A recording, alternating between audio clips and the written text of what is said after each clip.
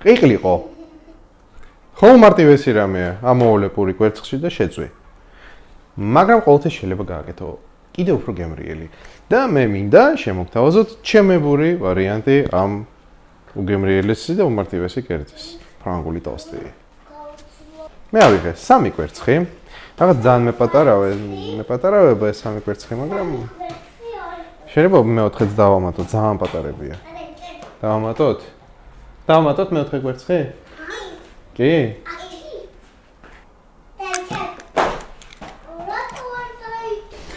ამიტომ დღეს შემოგთავაზებთ ჩემებურ ვარიანტს, ბატონო. ხილად არ დახოცოთ ერთმანეთი. ჯერ ყიყლიყო უნდა ვჭამოთ.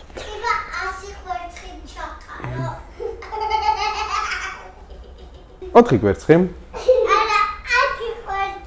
საშუალო დაახლოებით 70 მილილიტრი რძე, 50 მილილიტრი წყალი, დაღერღილი ნიორი, მარილი, პური, თეფში, ტაფა.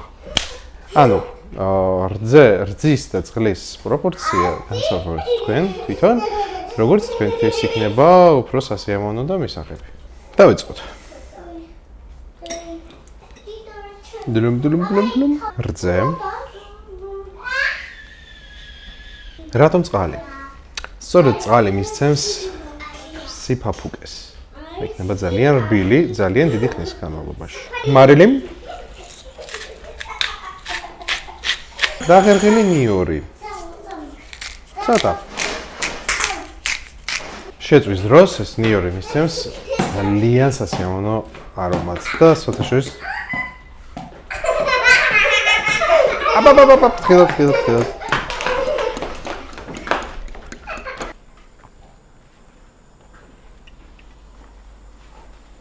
Hop.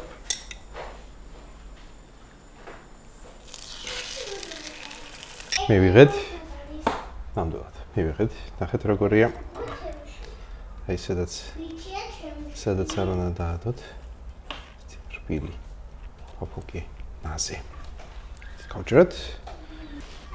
Hop.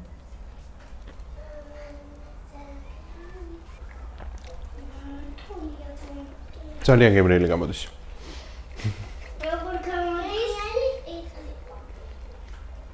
მაგით აიღეთ. ძალიან რთულია გაუძლოთ სტუდებას.